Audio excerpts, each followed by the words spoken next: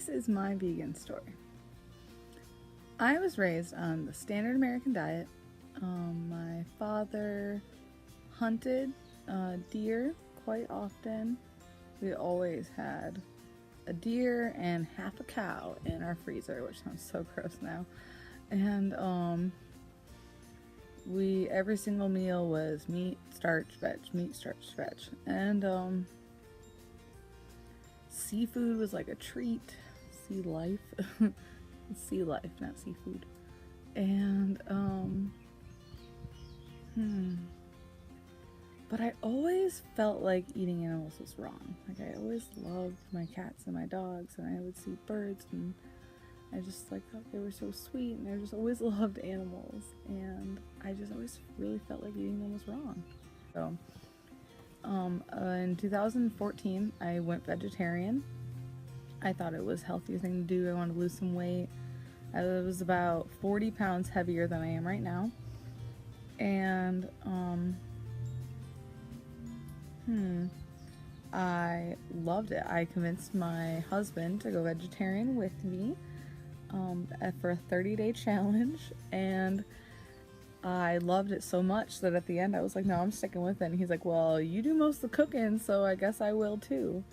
And he did try all his coworkers on the day that we were done with our challenge.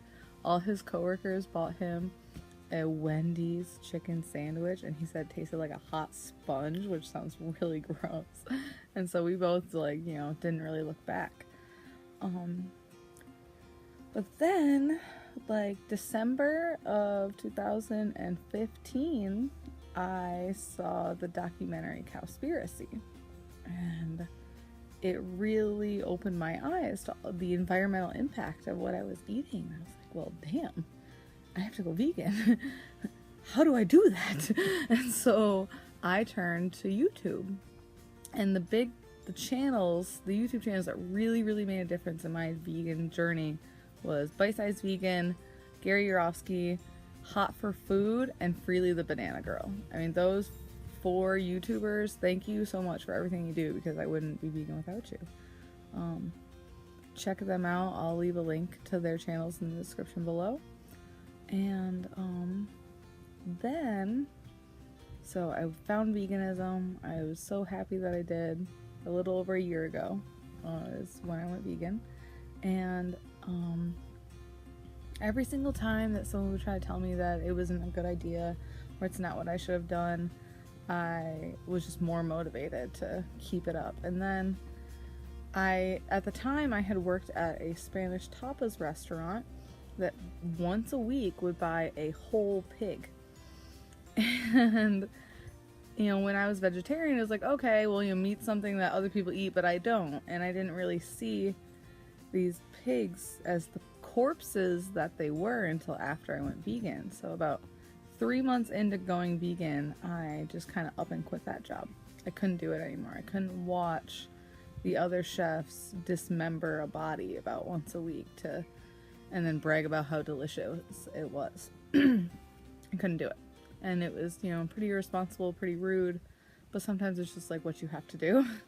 And so I found a great job at a vegetarian place in town, and I worked with a great group of guys, and I learned a little bit of Spanish, and I just loved working there.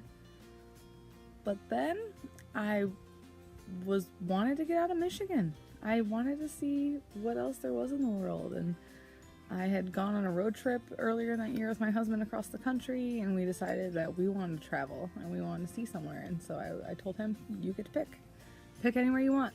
And he picked Hawaii. And then I found WWOOFing, Worldwide Opportunities on Organic Farms. And now I'm staying on a mango farm in Hawaii on the Big Island, Kona side. And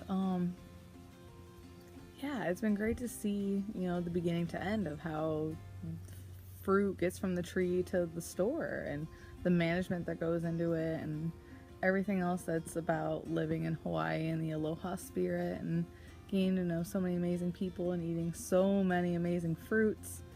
And it's just been great. I'm really thankful for all the opportunities that have gotten here and everything that I've gotten to see, and it just has been such a privilege.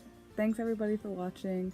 If you like this video, make sure to give it a big thumbs up and subscribe.